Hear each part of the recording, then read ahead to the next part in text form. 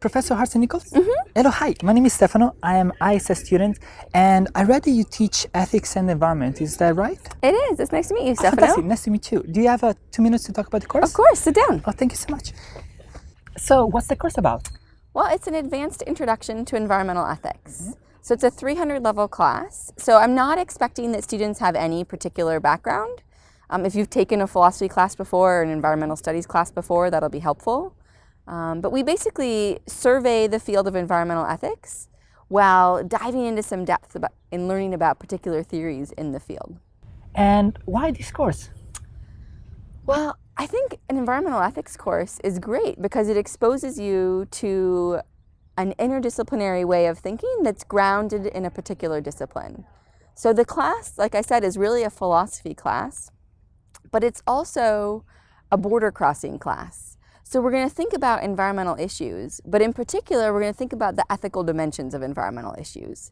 And the way the class is organized is that we do that by looking at particular theories within environmental ethics. So, for example, the land ethic, I'm happy to be reading that right now, by Aldo Leopold, or deep ecology or ecofeminism. And so we look at how all of these different views think about environmental issues and how they think about what has or doesn't have moral standing, right? So the class is really trying to answer the question, what has moral standing and why, right? Do plants have moral standing? Do we have moral obligations to plants? Do we have moral obligations to animals? Do we have moral obligations to ecosystems? And we'll get a lot of different answers to those questions.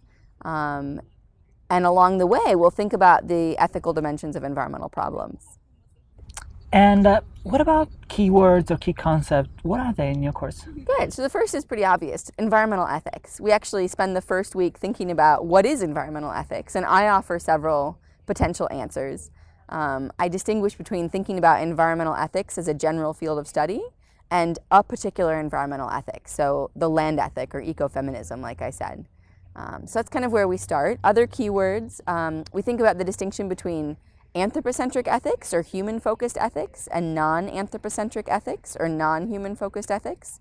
And the course is really aimed to help us understand different perspectives on non-anthropocentric ethics. So for example, we're going to look at some biocentric theories which say that all living things have moral status. So we have moral obligations to all living things. We'll also look at ecocentric views, which say ecosystems themselves have moral status. So we don't necessarily have obligations to this particular plant behind us, but we have an obligation to the ecosystem as a whole that's here on campus or in any particular place.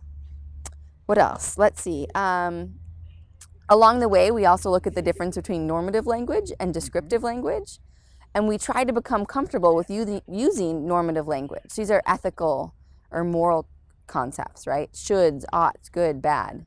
And in particular, we learn about the naturalistic fallacy, which is also called the is-ought problem. Might sound abstract right now.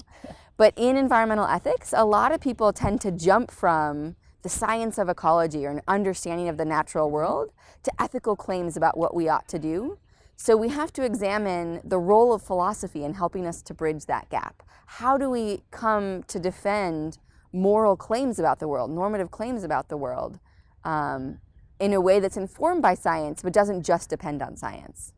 And then another key concept might be environmental justice. This might be a term some people are familiar with, but we have a unit that looks at what are really the human dimensions of environmental problems insofar as particular groups of people have been oppressed, or why is it that like poorer people tend to bear environmental burdens more than wealthier people? So that's another concept that we'll look at. It's a lot, I know.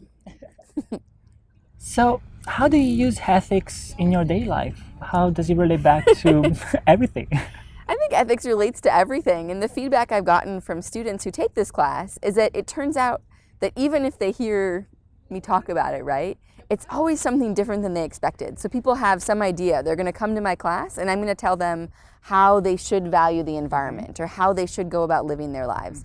And that's not what we do at all. We actually look at a whole bunch of different ways that you could think about how you should live or what kinds of choices you should make. And the class really pushes individuals to reflect on their own values and then to maybe push themselves to reevaluate their values and make different choices. For example, students sometimes choose to eat less meat or choose to spend more time in nature after reflecting on these issues and taking this class. So it turns out, right, whenever we think about the environment, we're faced with ethical issues, right? Why should we protect this place? Is this place worth protecting? What do we owe to future generations? What do we owe to non-human animals? How should we treat them? It turns out this class kind of gets inside your head and forces you to really think about the ethical dimensions of a lot of your everyday choices, because our choices affect the environment. And when we're making choices, we're really making choices about what we think we should do. There's using a normative word there, right? Which is really making an ethical choice. And so this class gets us to think about that in a new way, that kind of pushes us outside our cultural comfort zone. And traditionally in our culture, we tend to think anthropocentrically. Yeah. So this pushes us into that non-anthropocentric thinking, to try and use these words I was introducing. And what does normative means? So normative is it's kind of ethical or moral. So it's these normative language or normative words are words that have this value component, right? So when you say something is good or bad, and what you mean is you should do the good thing and you shouldn't do the bad thing, you're using normative language. We use it all the time, but when we're talking about environmental issues, a lot of people are tempted to just talk about the facts, right? Let's talk about deforestation, or let's talk about pollution. And they think the facts can just stand for themselves, where the implicit assumption is that it's obviously bad to deforest, or pollution is obviously bad. But this class is about learning to become comfortable with talking about, why is it actually morally bad that we pollute? Why do we think we have a moral obligation to protect our forests? So that's where the normative comes in. And what about environment? What does it mean? That's a good question. What is the environment? So maybe surprisingly, we don't spend a ton of time on that question in this class, though it's certainly relevant. And this class has a really active online discussion forum component. So if you had a question like that isn't already built into the class or the syllabus, we could talk about that in the online discussion forum, right? So the kind of superficial definition, right, is the environment is the place in which we live, right? Or it is the natural world. Though there's a lot of interesting avenues to explore there. What is the built environment versus the natural environment? What does nature mean? And these are all philosophical questions. So in the class, we don't have time to do absolutely everything related to the environment, but we will think about those kinds of questions along the way. And you're always welcome to bring them up and kind of make them a topic for discussion. So what is social science anyway? That's a good question, and I don't know if I really know the answer. So the reason I don't know the answer is that I'm not very good at putting myself in academic boxes. So as an environmental philosopher, I like to say my work is interdisciplinary within philosophy and outside of philosophy, right? So social sciences is great because it captures a big piece of the kind of interdisciplinary understanding of learning, which to me is the only way to understand learning, but that's just because of who I am. It's just how I think. It's the work I do, it's what I'm interested in. But social science in the context of this degree is thinking maybe about the human and social dimensions of issues. I don't even know how to put that into words more than that, right? But and it's not even like the social sciences rules out the natural sciences, right? Because like to do my work, or to really study environmental studies, we have to look at some environmental issues from a scientific perspective so that then we can weigh in on, right, what's the ethical dimension of that? And if you were taking an anthropology class, right, what are the human dimensions of that? Take a historical perspective. So the social sciences kind of create some boundaries on an approach to interdisciplinary learning to help give you a focus, right? I'm not sure that's the best answer, but I think that's the best I can say right now. What is natural science? Good question. Again, I'm going to say it's hard to say, right? It's a little easier to answer what is natural sciences, right? Because I can use one of the terms I introduced a minute ago. It's studying kind of descriptive facts about the world, right? Natural science is interested in understanding our world in all of its dimensions, right? So there's a million branches of natural science.